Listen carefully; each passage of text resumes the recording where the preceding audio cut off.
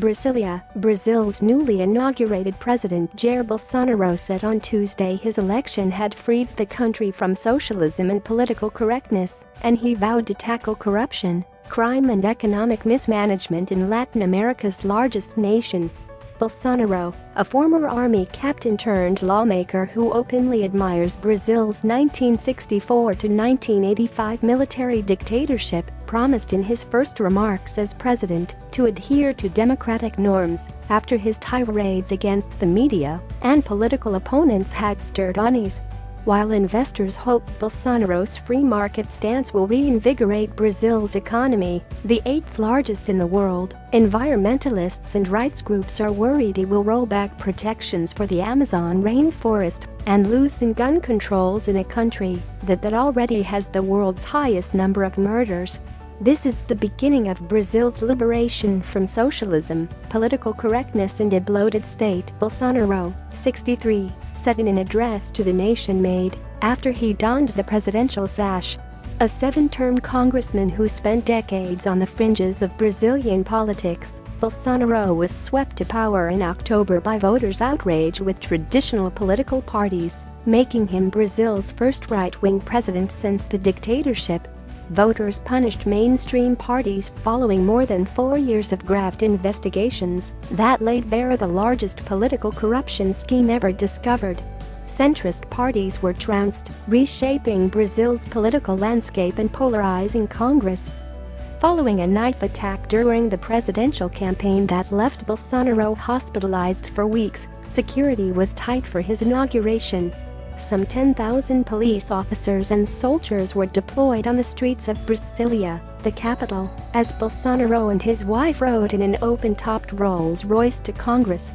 His voters are now impatient for Bolsonaro to make good on ambitious promises to tackle graft and violent crime and revive an economy still sputtering after the collapse of a commodities boom led to Brazil's worst recession on record.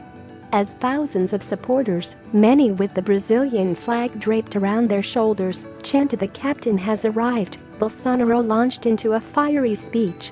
"We have the great challenge of taking on the effects of an economic crisis, of facing the distortion of human rights and the breakdown of the family," he said. "We must urgently end ideologies that defend criminals and penalize police." Conservative agenda Bolsonaro, who was sworn in before a joint session of Congress, called on lawmakers to help him free the nation definitively from the yoke of corruption, crime, economic irresponsibility and ideological submission.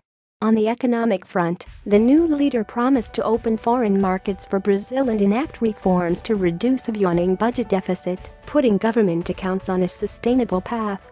Bolsonaro plans to realign Brazil internationally, moving away from developing nation allies and closer to the policies of Western leaders, particularly U.S. President Donald Trump, who sent Secretary of State Mike Pompeo to his inauguration. Trump congratulated Bolsonaro in a Twitter message, writing, "The USA is with you."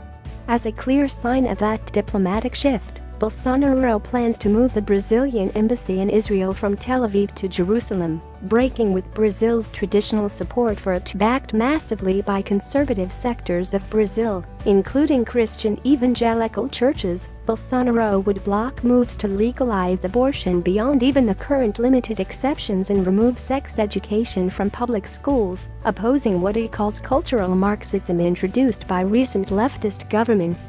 One-third of his cabinet are former army officers, mostly fellow cadets at the Black Needles Academy, Brazil's West Point, all outspoken backers of the former military regime. Bolsonaro has faced charges of inciting rape and for hate crimes because of comments about women, gays and racial minorities. Yet his law and order rhetoric and plans to ease gun controls have resonated with many voters, especially in Brazil's booming farm country. Tackle Brazil cost. In an interview with Record TV on the eve of his inauguration, Bolsonaro lashed out at Brazil's notorious bureaucracy, which makes doing business difficult and expensive. He vowed to strip away the so-called Brazil cost that hamstrings private enterprise. "The government machine is really heavy," he said. "There are hundreds of bureaucratic governing bodies across Brazil, of regulators as well. We have to untangle the mess." Bolsonaro's vow to follow Trump's example and pull Brazil out of the Paris Climate Change Agreement has worried environmentalists. So have his plans to build hydroelectric dams in the Amazon and open up to mining the reservations of indigenous peoples who are seen as the last custodians of the world's biggest forest. Brazilian businesses are eager to see Bolsonaro take office and install a team of orthodox economists led by investment banker Paulo Guedes, who has promised quick action in bringing Brazil's unsustainable budget deficit under control. Guedes plans to sell as many state companies as possible in a privatization drive that he forecasts could eventually bring in up to 1 trillion reais, $257 billion. That would help restore order to government finances. The key measure, however, for reducing the deficit and stopping a dangerous rise of Brazil's public debt will be the overhaul of the costly social security system.